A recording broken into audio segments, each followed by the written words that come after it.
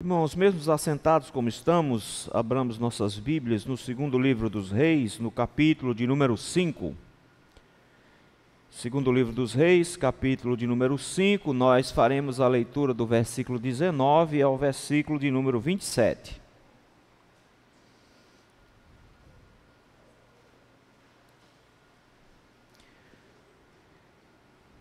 Segundo livro dos Reis, capítulo 5, versículo 19.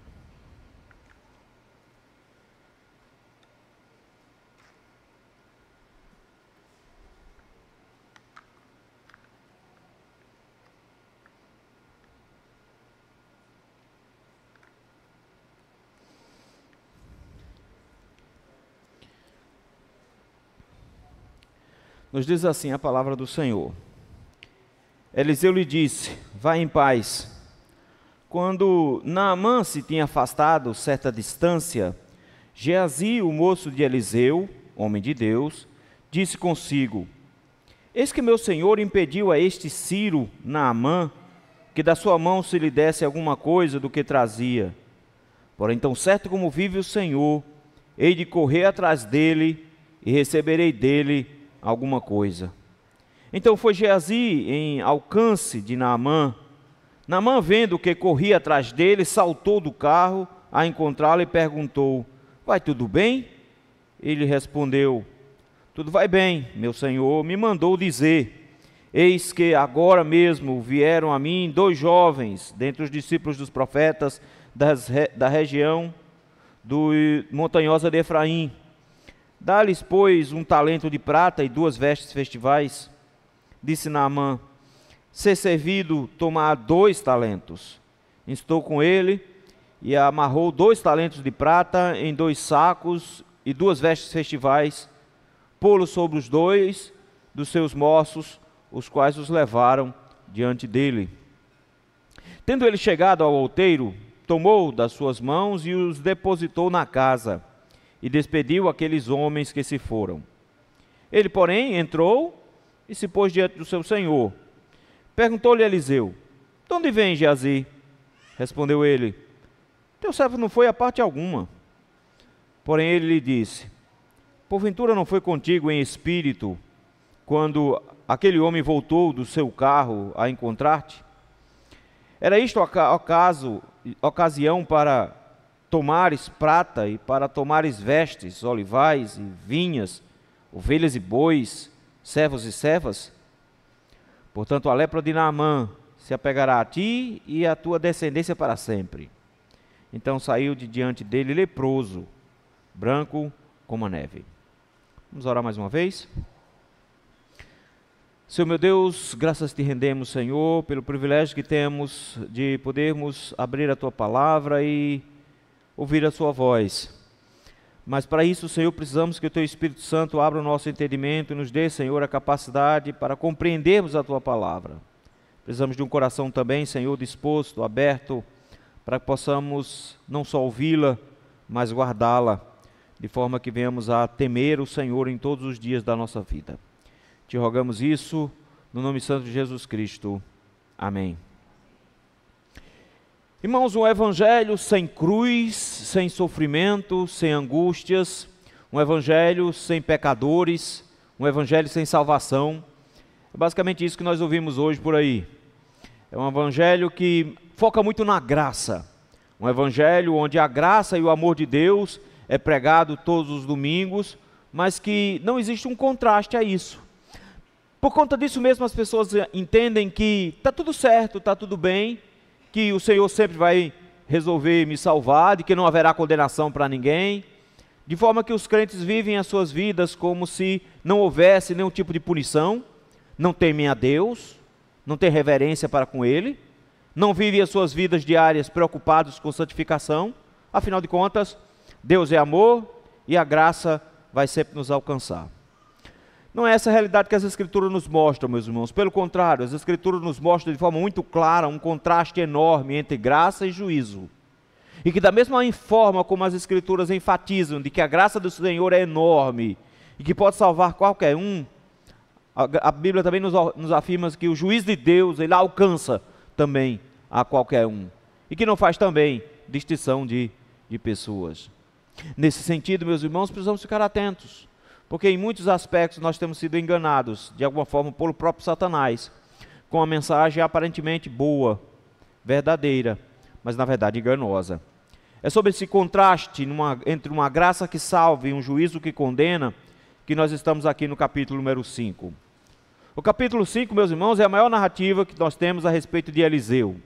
Na verdade, a história é muito bonita, em certa maneira, porque começa falando sobre um homem poderoso, que tinha uma grande reputação, no versículo número 1, e que tinha sido instrumento de Deus para castigar o seu próprio povo, porque o texto nos diz que a Síria venceu Israel, porque o Senhor entregou Israel na mão de Naamã. Naamã, então, engrandecido, se torna o primeiro depois do rei da Síria. Mas o texto faz questão de lembrar que ele é leproso, e por ser leproso, a sua vida é curta e o seu castigo é severo.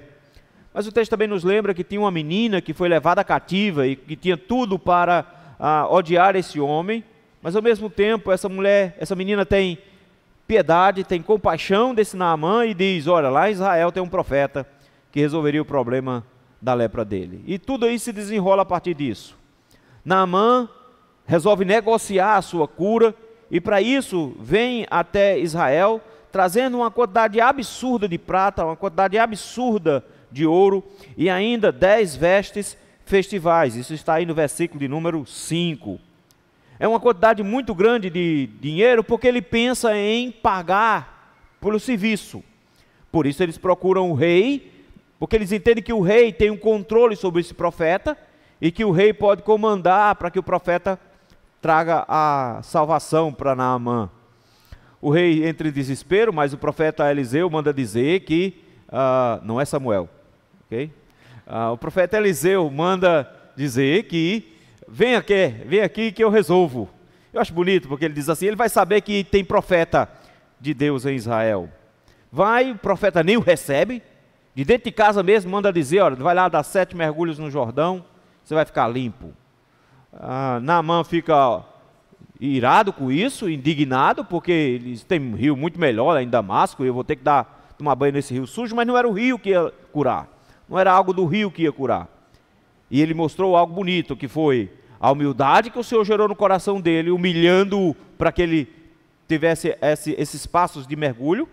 Segundo, a obediência que foi necessária para que ele fizesse aquilo, e a fé necessária para gerar essa obediência. O Senhor, pela graça, gerou fé e gerou obediência no coração de Naamã. Naamã volta feliz da vida para Samuel, e o que é que ele quer? Recompensar Samuel. Eliseu, gente, não me ajude aí. Eu fui inventar de falar de novo, tá vendo? Ele volta para Eliseu, grato, tentando recompensar, e Eliseu simplesmente não recebe nada. É muito dinheiro, gente, é muito dinheiro.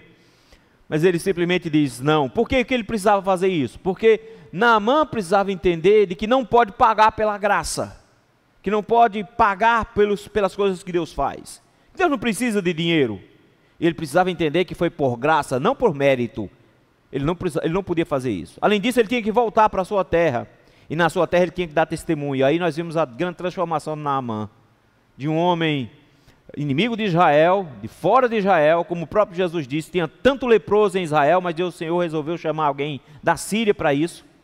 Converteu esse homem, gerou fé no coração desse homem. E nós temos o final do texto mostrando o homem que se torna um adorador, preocupado com pecar diante de Deus, diante de uma adoração falsa.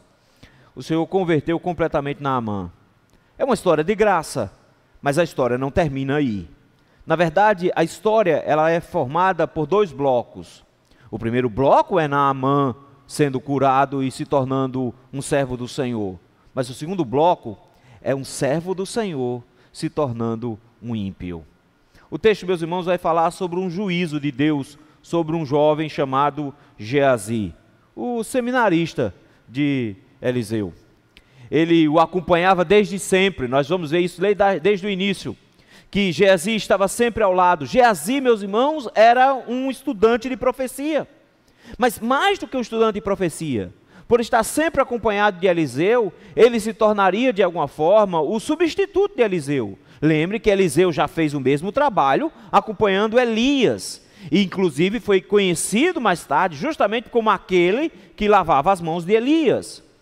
Geazi então tinha um grande ministério pela frente, tinha uma oportunidade enorme pela frente de, debaixo da graça do Senhor, continuar um ministério fantástico como é o ministério de Eliseu. Mas o coração de Geazi é estranho, o coração de Geazi não é temente ao Senhor. Isso vai ser manifestado aqui, meus irmãos, à medida que o texto vai nos falando sobre a forma como agora não Deus exerce graça, mas de como Deus exerce juízo sobre Geazi. A forma como Deus exerce o juízo sobre Geazi, primeiro passa pela forma como Deus abandona o coração de Geazi aos seus próprios desejos, e em seguida como pune ao próprio Geazi depois dos seus desejos realizados. O texto vai nos dar alguns aspectos desse processo pelo qual Geazi enfrentou o juízo do Senhor.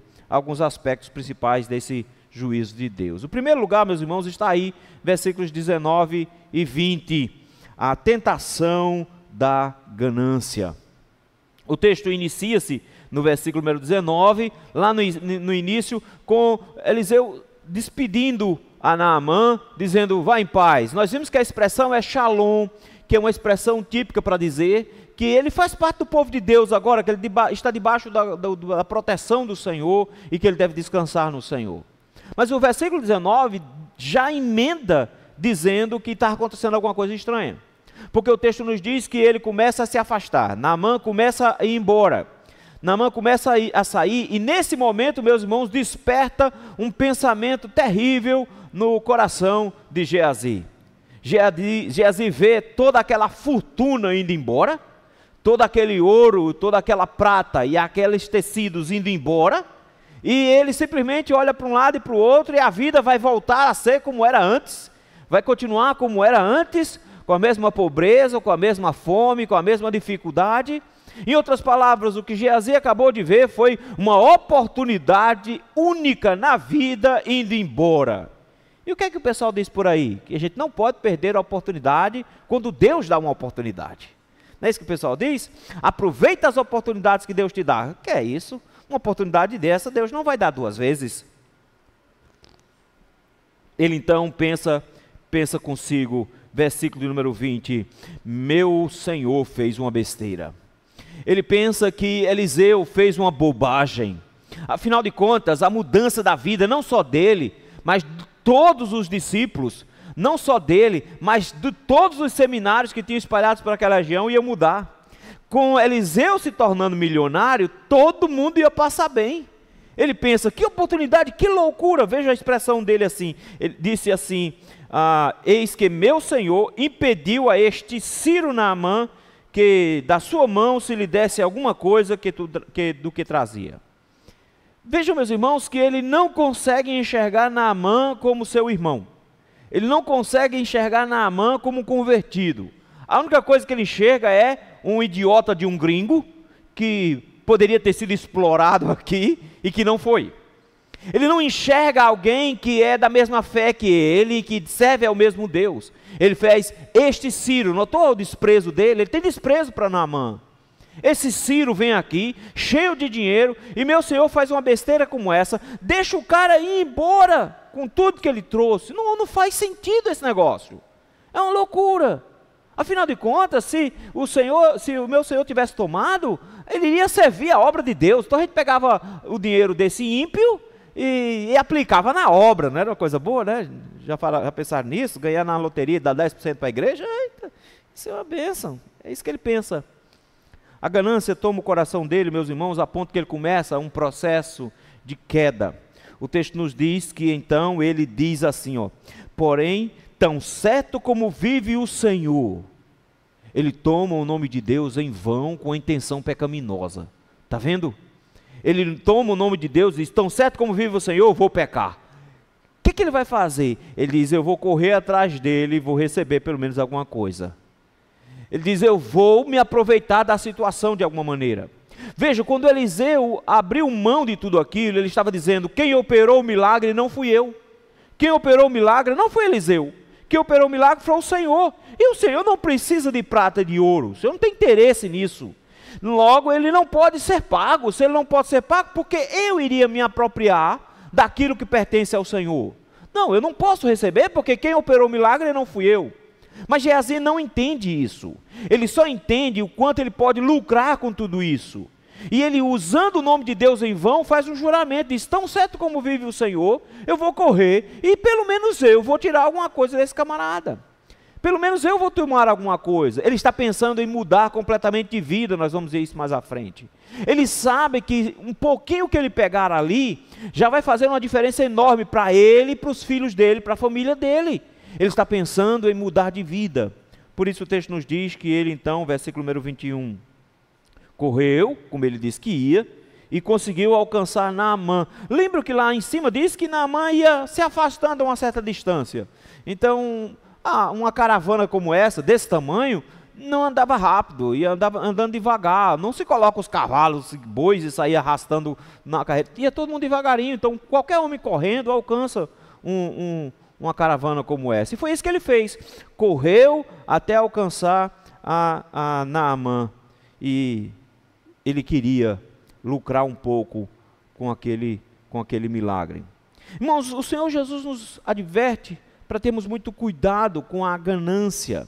Ele nos diz em Lucas capítulo 12, versículo 15, cuidado e guardai-vos de toda e qualquer avareza, porque a vida de um homem não consiste na abundância dos bens que ele possui. Geazi achou que Eliseu era ingênuo em não aceitar aqueles presentes e que essa oportunidade não podia ser perdida.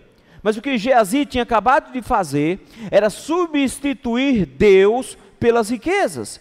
E ao substituir Deus pelas riquezas, ele demonstrou um coração entregue a si mesmo e idólatra. O Deus de Geazi não era o Senhor de Israel. O Deus de Geazi era dinheiro, e ele queria dinheiro para si. É interessante como uma religião, meus irmãos, pode fazer isso com muita facilidade. É muito fácil simplesmente se apropriar do dinheiro dentro da religião como sendo um Deus. Igrejas e mais igrejas estão fazendo isso por todo canto, meus irmãos. As igrejas estão mudando inclusive a estrutura, onde não se tem mais um alvo como adoração, mas toda a estrutura da igreja é basicamente um shopping, onde se vai oferecer produtos, e o produto principal é a mensagem no final. As pessoas vão lá para pagar, para receber alguma coisa. A ganância tem tomado o coração das lideranças, onde o grande alvo das igrejas é arrecadação e não mais conversões, não mais santificação. A produção dos pastores está voltada para ganhar alguma coisa, e ganhar por causa da graça, usando a graça do Senhor, a ação de Deus para adquirir riquezas. Mas isso não é novidade. Nós já vemos Geazi tentando fazer isso, mas depois de Geazi teve um outro. Quando Maria veio a lavar os pés de Jesus, quebrou nos pés de Jesus um perfume caríssimo. Era praticamente, meus irmãos, o necessário para um ano de trabalho, um ano de serviço, ela gastou ali nos pés de Jesus. Quando Judas viu aquilo, ficou horrorizado. Mas que desperdício é esse? Nós podíamos ter pego esse perfume, a gente podia ter vendido esse perfume, transformado esse perfume em dinheiro, e dava para ajudar um monte de gente. A gente podia ter feito um bocado de coisa, a gente podia ter feito obra social. Que coisa bonita que ele estava pensando. Não, o texto nos diz com todas as letras, Judas Iscariotes disse aquilo, exatamente porque o seu coração era ganancioso, ele era o tesoureiro do grupo, e ele tirava um pedaço do dinheiro para ele.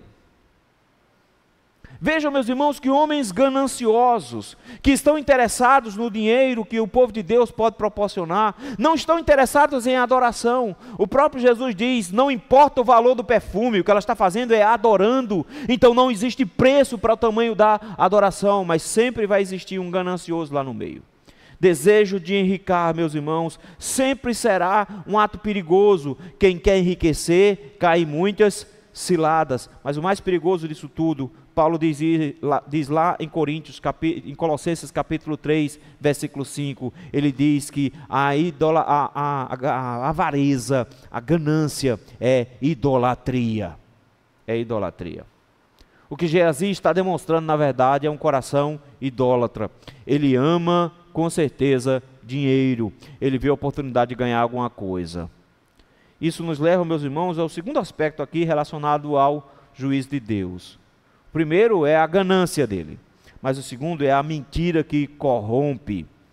Meus irmãos, vamos ver que o pecado nunca caminha sozinho, ele sempre anda de mãos dadas.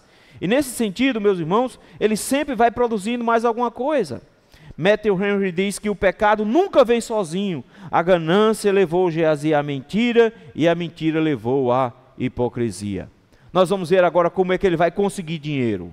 O texto nos diz que ele consegue alcançar Naamã, mas vejam, meus irmãos, a transformação que o Senhor gerou no coração de Naamã e como ele está grato, porque ao ver o servo de Eliseu correndo atrás da caravana, ele parou a caravana.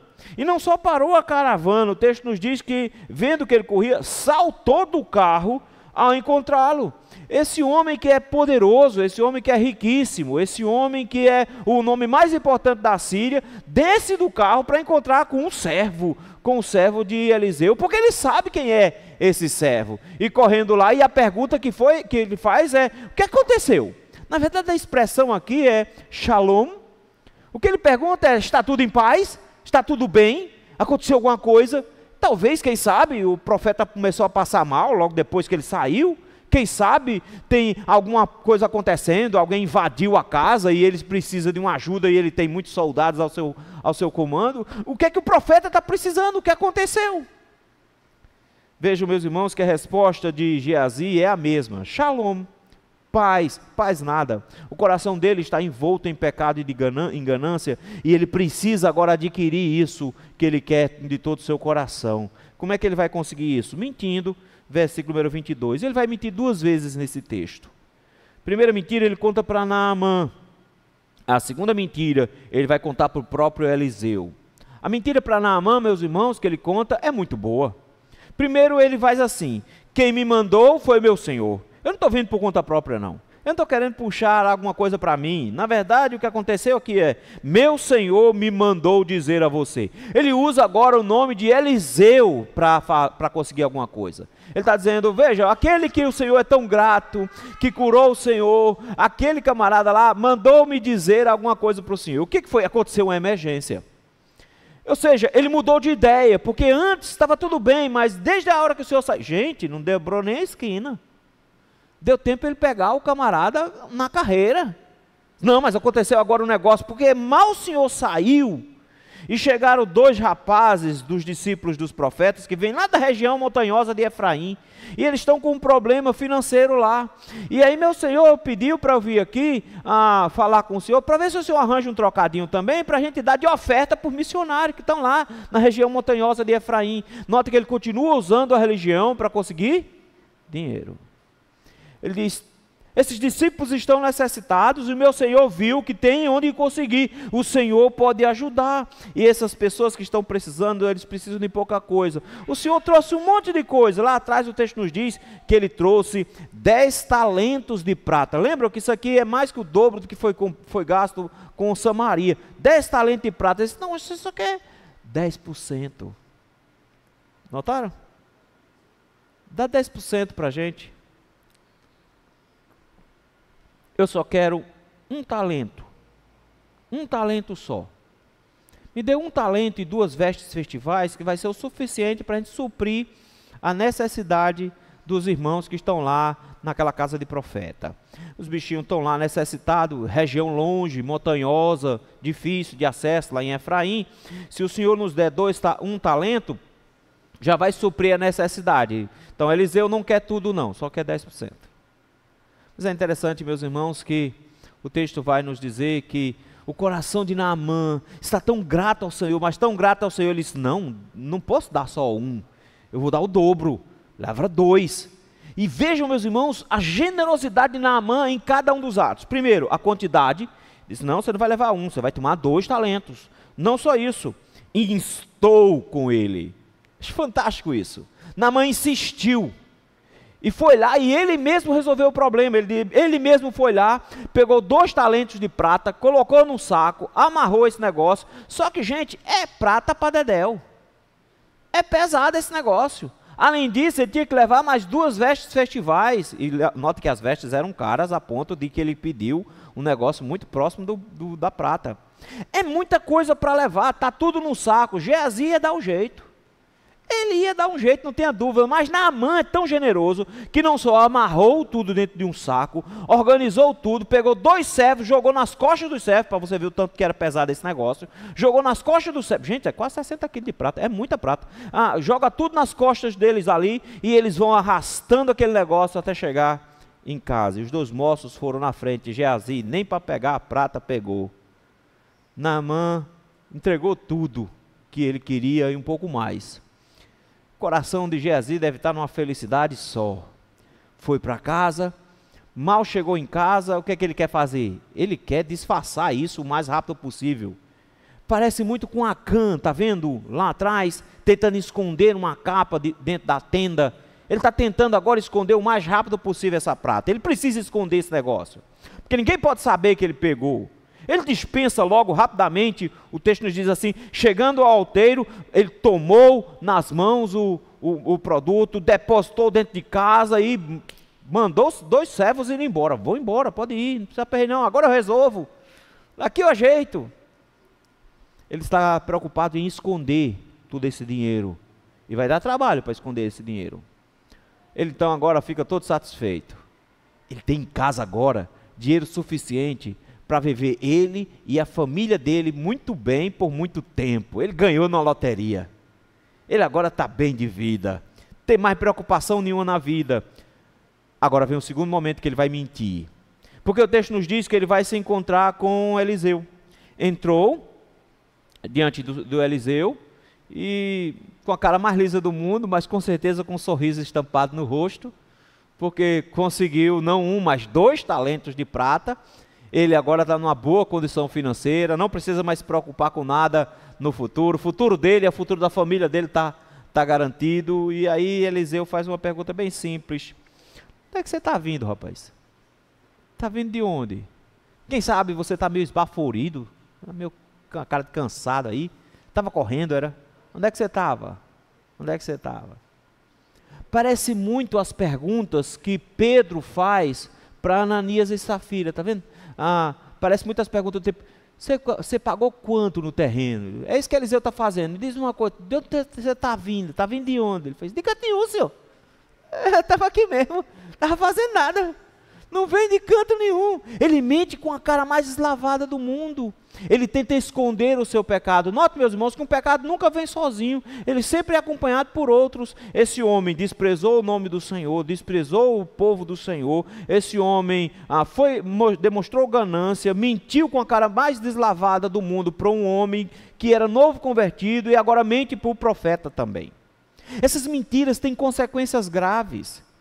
Uma das consequências, meus irmãos, é que Naamã haveria de voltar para a sua terra, e na sua terra ele deveria estar testemunho do Deus de Israel, que cura sem cobrar nada, que faz todas as coisas por graça, mas agora ele tinha que dar conta de 2 talentos de prata a menos, ele tinha que dar conta de 2 vestes festivais a menos, e dizer que deu para o profeta. O testemunho de Naamã agora estava comprometido, porque muita gente ia pensar que o Deus de Israel cobra para fazer milagres. Ele tinha corrompido a pregação de Naamã. Ele estava tentando enganar o próprio profeta, a ponto, meus irmãos, de nessa enganação, esconder para si os bens que ele tinha adquirido de forma errada. Ele tenta enganar, quando ele tenta enganar o profeta, ele tenta mentir para o próprio Deus. Ele tenta mentir para o próprio Deus. Mentiras pequenas que podem até parecer inofensivas, podem gerar, meus irmãos, consequências enormes. As Escrituras nos orientam a falarmos a verdade, Efésios capítulo 4, versículo número 25. O que é que ele pensou? Ele pensou, eu consigo esconder os meus pecados do mundo, se eu contar somente algumas mentirinhas aqui, ninguém nunca vai descobrir. Às vezes pode até ser que funcione. Às vezes algumas mentiras podem ser contadas e vão continuar encobertas para a vida inteira. Algumas delas são descobertas depois que se morre. Um celular e um computador pode descobrir um bocado de coisa depois que alguém morre.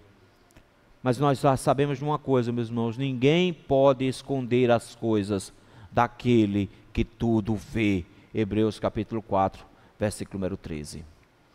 Por isso, nós temos um último passo aqui, o último aspecto relacionado ao juízo de Deus. Primeiro foi a demonstração dele com relação à sua ganância. Segundo foi a demonstração de Geazi com relação à sua mentira. Agora, em último lugar, o juízo de Deus que alcança Geazi. Eliseu pergunta, a resposta é: não vou de parte nenhuma, não sair daqui. Eliseu diz uma coisa muito bonita no versículo 26. Porventura não fui contigo em espírito quando aquele homem voltou do seu carro? Que negócio esquisito, né? Parece que Geazi estava lá e o espírito de Geazi, aliás, Eliseu estava lá e o espírito de Eliseu saiu dele e saiu voando assim atrás de Geazi, não é? Parece um negócio estranho. Na verdade, meus irmãos, ele está dizendo: eu vi, Deus me mostrou. E isso ele deveria saber. Ele deveria saber que isso acontecia o tempo inteiro, porque Deus não escondia nada do que acontecia em Israel do profeta Eliseu. Tudo o que acontecia em Israel, Eliseu ficava sabendo com antecedência. Lembram? O rei estava aperreado, rasgando a roupa lá no palácio, e de cá Eliseu manda ele dizer: não rasga a roupa não, manda o homem aqui. Ele já sabia. O único momento em todos esses capítulos que nós lemos até agora que Eliseu ficou assustado foi quando o menino morreu, o filho daquela mulher que o sustentava lá de Naim, e o filho morreu, e ela chegou lá aperreada, e ele simplesmente disse: eu estranho, porque como é que o menino morre e Deus não me avisa? Ele ficou achando estranho justamente porque aconteceu alguma coisa e Deus não disse. Então, o oposto, a exceção era Deus não mostrar. O normal era Deus mostrar tudo. Ele diz: você acha que fez alguma coisa escondido? Não tem como fazer nada escondido.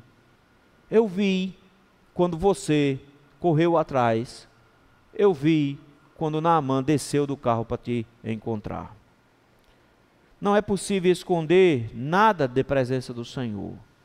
Pode ser, meus irmãos, que ele não dê o seu juízo durante toda a vida, mas mais cedo ou mais tarde, tudo que foi escondido vai virar as claras, vai ser revelado.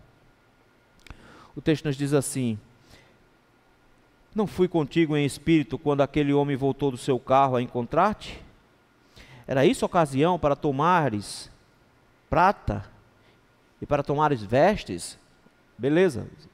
Ele diz: eu sei o que você pegou para você. Está vendo? Eu sei o que você pegou. Mas ele não sabe só o que foi que ele pegou. Ele diz: eu sei por que você pegou. Eliseu não sabia somente o que ele tinha usurpado. Ele sabia a intenção pela qual ele tinha usurpado. Ele disse: você usurpou pensando em melhorar de vida você e a sua família. Olha o restante de coisas que ele pegou: tomar prata e para tomares vestes, olivais e vinhas, ovelhas e bois e servos e servas. Não, mas ele não pegou isso tudo. Pegou? Ele não pegou terreno com plantação de uvas. Ele não pegou nenhum terreno com plantação de olivas. Ele não pegou isso. Ele não pegou boi. Ele não pegou servos e servas. Ele pegou quando ele pegou o dinheiro. A intenção dele era melhorar de vida. Quando você pegou aquilo ali, ele diz: você queria comprar fazenda, queria fazer dinheiro, você queria sustento para você e para a sua família. É incrível, meus irmãos, porque agora o contraste se fecha. Porque o texto mostrou um homem de fora de Israel, rendendo-se ao Senhor, sendo curado de lepra e se tornando um adorador. O texto agora mostra alguém de Israel, adorador do Senhor, servo do profeta, ministro que tinha um ministério, se rendendo ao pecado, o oposto de Naamã de conversão, se rendendo ao pecado e recebendo a punição justa. Ok, você queria tudo que Naamã tinha? Era isso que você queria? Você queria as coisas de Naamã? Você desejou a vida de Naamã? Era isso que você queria? Você queria a posição de Naamã, o dinheiro de Naamã, a vida boa de Naamã? Era isso que você queria? Ok, vamos dar tudo de Naamã para você. Então a lepra de Naamã, está vendo? Não é a lepra do acaso. Vamos dar tudo de Naamã para você. Se tudo que você quer está aqui e agora, se tudo que você quer está atrelado à sua vontade de ser como Naamã era, pegue tudo de Naamã. Pegue o dinheiro de Naamã, pegue a roupa de Naamã, pegue a riqueza de Naamã, pegue toda a condição financeira de Naamã e pegue também a lepra de Naamã. Queridos, nesse momento o Senhor demonstra uma justiça fina, nos mínimos detalhes. A coisa mais perigosa que Deus pode fazer é quando Deus diz, seja feita a tua vontade. A coisa mais perigosa que pode acontecer conosco é quando Deus nos entrega a nossa própria vontade. Foi isso que ele fez com ele. Deixou que a ganância de Geazi se espalhasse, que a mentira fosse contada solta, deixou que o seu coração fosse exposto, e agora Deus diz, vamos dar o que o seu coração deseja, você vai ter tudo que Naamã tem, inclusive a condenação que Naamã possuía. Um leproso sírio, que se rendeu a Cristo em fé e conversão, saiu limpo. Um adorador de Israel, ministro do Evangelho, diante do pecado da ganância e da mentira, da desonra ao Senhor, recebe agora uma punição severa, a lepra de Naamã. Mas ela é muito mais severa do que parece, porque quando ele estava querendo pegar o dinheiro, ele queria pegar dinheiro para ele e para a família dele. Ele queria dar sustento que percorresse a família toda. Nota, ele queria comprar bois, oliveiras e assim por diante. Ele queria servos e servas, ele queria uma vida confortável para ele e para a família dele. Ok, então a lepra não fica só com você, porque o juízo de Deus não vem só sobre uma pessoa, vem sobre todos aqueles que estão ao redor. E o texto nos diz, então vai ser você e a sua descendência toda leprosa. Para quando? Até quando? Para sempre. Ele recebe a punição do seu pecado. Na verdade, o Senhor está expondo o que está no coração dele e dando simplesmente o pagamento real. Afinal de contas, o salário do pecado é a morte. É isso que Geazi está recebendo, o juízo de Deus. O coração de Geazi já não era essas coisas todas não. Porque lá atrás, quando a moça chegou com a aperreada porque o filho estava morrendo, Geazi tentou barrar e não deixou ela chegar perto de Eliseu. Lembra? Ele não tem nenhum tipo de compaixão para com ela. Depois, quando Eliseu mandou ele ir na frente, porque ele poderia correr mais, para ir colocar lá sobre o menino, para o menino curar, Eliseu fui, fiz, mas não aconteceu nada. Então tinha alguma coisa errada desde ali. Mas os pecados foram manifestados e o Senhor agora trouxe a condenação. Quem deseja a vida dos ímpios deve esperar o mesmo destino que eles. Não importa se faz parte da religião, não importa se tem um ministério, não importa se passou a vida inteira servindo esse ministério. Se deseja a vida dos ímpios, espere receber o mesmo final que eles. O texto nos diz que ele saiu naquela mesma hora, leproso, branco como a neve. Ele sai da presença do profeta para nunca mais voltar. A partir desse dia, Geazi, nunca mais, ele e sua família toda, tinham dinheiro, mas não podiam mais adorar, não podiam mais servir ao Senhor, ele perdeu o ministério, eles não poderiam mais conviver com as pessoas, vão ficar usufruindo do dinheiro sozinhos, vocês não vão ter mais ninguém. E o juízo de Deus ia se espalhar sobre a família dele agora para sempre. Que coisa assustadora é ver, meus irmãos, que o Senhor pode alcançar com sua mão qualquer pessoa. E que coisa assustadora é ver como do mesmo jeito que ele pode ser gracioso, ele também pode ser justo na sua justiça. O nosso Deus, meus irmãos, já dizia Spru, é Deus de amor, mas também é fogo consumidor. Esse texto então nos deixa um alerta muito grande, para entendermos que pela graça do Senhor fomos salvos, de que a graça do Senhor é maravilhosa e ela nos alcança, que a graça do Senhor pode nos transformar de forma magnífica, que ela pode gerar fé em nossos corações e nos transformar de inimigos em adoradores do Senhor. Nós vamos ver a graça do Senhor se espalhando nesse texto, mas ao mesmo tempo, para que a gente não ache que as coisas acontecem de qualquer jeito, o texto nos mostra que há uma necessidade de avaliarmos a nossa vida, para ver se nós não estamos caminhando de forma contrária à graça. A graça do Senhor se manifesta magnífica, meus irmãos, salvando um ladrão que estava ao lado de Cristo. Mas Spurgeon dizia, mas o juízo de Deus se manifesta quando só salvou um, deixando o outro ir ser condenado ao inferno. Nem sempre, meus irmãos, a graça se espalha para todos, por isso fiquemos atentos à nossa vida. Porque o texto nos mostra como a religião pode ser usada, meus irmãos, de forma gananciosa. E esse é o grande perigo que nós corremos. O mundo hoje inteiro fica te vendendo o tempo inteiro um bocado de coisa que você precisa ter. O mundo fica o tempo inteiro fazendo propaganda sobre lugares que você precisa visitar, comidas que você precisa comer, coisas que você precisa possuir, e te estimulando a correr atrás de coisas que são vazias.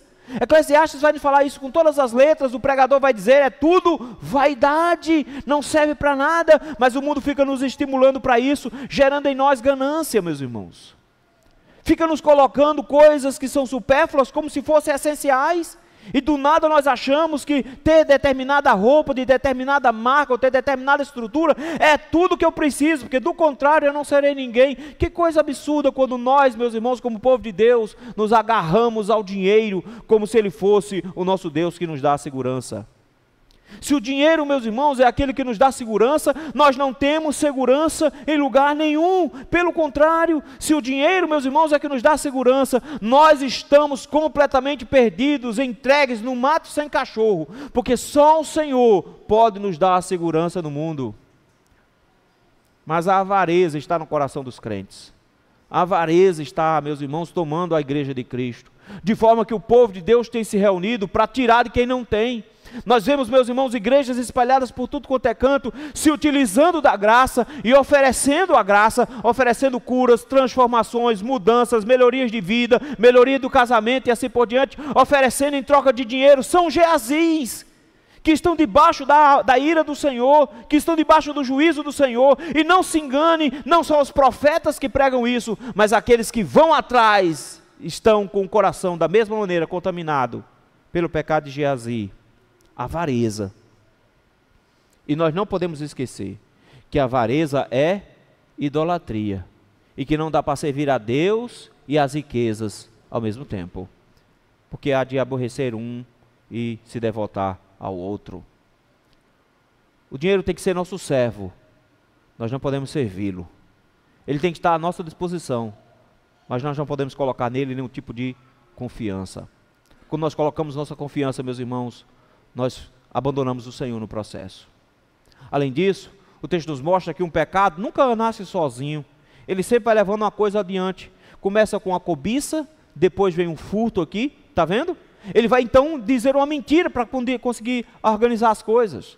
E a mentira, meus irmãos, é uma coisa terrível, porque a mentira na nossa boca às vezes parece uma bobagem, às vezes é uma besteira. Não vai. Quando é que uma mentira não é ruim? Quando ela prejudica alguém, mas se não prejudicar ninguém, está tranquilo. Por isso, dia 1º de abril, a gente pode dizer umas mentirinhas, só para a gente rir. A gente diz umas mentirinhas, não tem nem problema nenhum. Quando na verdade, meus irmãos, a mentira é uma forma de forçar o nosso próprio coração para falar contra a realidade. Mas quando nós fazemos isso desengata, meus irmãos, um processo, de forma que nós vamos cada vez mais mentir, porque um abismo finda chamando o outro abismo. A palavra do crente deve ser sincera, se é sim, se é não, e o que passa disso vem do maligno. É o diabo quem mente desde o princípio, e todos aqueles que mentem e amam a mentira, a parte que eles cabem, é o lago que arde com fogo e enxofre, está lá em Apocalipse capítulo 22. Eu preciso compreender então, meus irmãos, que o Senhor nos convida a falarmos a verdade, mas que o pecado nunca nasce sozinho. Se você começar a ser ganancioso, você vai mentir para o imposto de renda. Se você for ganancioso, você vai começar a mentir sobre os seus lucros. Você vai começar a mentir para ganhar alguma vantagem, alguma coisa. Você vai começar a mentir e o pecado vai se espalhar na sua vida. Não se engane. Mentira nunca é uma solução. Mentira sempre é uma maneira de tornar a situação pior. Mas nesse processo, meus irmãos, de envolvimento com o pecado, a parte mais assustadora é que às vezes nós estamos seguros de que somos salvos quando o nosso coração não foi convertido. Eu acho que esse é o maior perigo que o texto nos mostra. É o risco de acharmos que estamos indo bem, quando tudo na nossa vida diz o contrário. Geazi, ministro do Evangelho. Geazi, discípulo de profeta, substituto de Eliseu. É isso que ele vai ser, um adorador de Israel. Mas os seus pecados mostraram outra coisa e trouxeram sobre ele condenação. Não se confie. No seu nome está no livro de rol de membros da Igreja Presbiteriana Lago da Paz. Não se confie em quantos anos de crente você tem. Não se confie no grande pastor fulano de tal que me batizou e fez meu casamento e batizou meus meninos. Não se confie numa estrutura religiosa quando a sua vida é uma vida pecaminosa. Quando a sua vida é de estar distante do Senhor. Geazi tinha tudo para dar certo, mas o seu coração não era convertido. Mais do que uma estrutura religiosa, nós precisamos de corações convertidos ao Senhor. Porque o Deus que tudo vê, contempla a nossa realidade, meus irmãos. O Deus que tudo vê, contempla o nosso coração, contempla a nossa vida em casa, contempla a forma como a gente se comporta com a família, com a esposa, com os filhos, com o esposo. Contempla a forma como você se comporta no seu trabalho, a maneira como você lida do dia a dia, contempla cada um dos nossos pecados. Nenhum dos nossos pecados estão escondidos do Senhor, por isso fiquemos atentos. Porque nós não temos garantias externas da nossa salvação. Nós temos garantias internas de um Deus que disse: creia e será salvo, e cuja vida será transformada para provar que é salvo. Se você tem uma vida de pecado, o Senhor te leva hoje a pensar: volte-se para o Senhor imediatamente. Porque caso a vida que você queira seja a vida dos ímpios, se você tem buscado a vida dos ímpios, talvez o final da vida de um ímpio seja o seu final também. Deus nos convida a pensarmos duas vezes. Igrejas que pregam amor, graça, mas não pregam pecado, juízo. O mesmo texto que nos fala sobre a graça do Senhor, nos fala sobre o juízo do Senhor. O mesmo texto que nos mostra um Deus que salva qualquer pessoa, mostra o Deus que pode condenar qualquer pessoa. O mesmo Deus que mostra uma graça que é capaz de transformar pessoas, é o mesmo Deus que pode punir pessoas por não terem sido transformadas. Não nos enganemos, meus irmãos, a mensagem do Evangelho ela é dupla. É de salvação para os que creem e de condenação para os que não creem. Que Deus nos dê graça de sermos incluídos entre aqueles que foram alvos da graça, redimidos e modificados pelo Senhor, transformados em adoradores, e não daqueles que entre os adoradores mantêm suas vidas em pecado e distanciamento de Deus. Que Deus tenha misericórdia de nós. Deus santo e bendito, obrigado por nos alertar que o Senhor também é juízo, é fogo consumidor, de que a mesma graça que nos alcança também se comporta como juízo, também nos alcança. Tem misericórdia de nós, Senhor, porque em muitos momentos o nosso coração é o coração de Geazi. Somos gananciosos, avarentos, buscamos nossas próprias condições financeiras, abandonamos o Senhor no processo, mentimos, somos desobedientes ao Senhor, mentimos para as pessoas, temos um coração que desonra ao Senhor, que não toma o Senhor com reverência. Tem misericórdia de nós, Senhor, porque vivendo assim, provaremos que não temos a salvação do Senhor e seremos condenados com os ímpios. Livra-nos desse destino, Senhor. Transforma o nosso coração, muda-nos, ó meu Deus, pela Tua graça e pelo Teu amor, para que sejamos alvos da bênção do Senhor e não alvos da Tua condenação. Tem misericórdia de nós, Senhor. Nós te rogamos isso no nome santo de Jesus Cristo. Amém.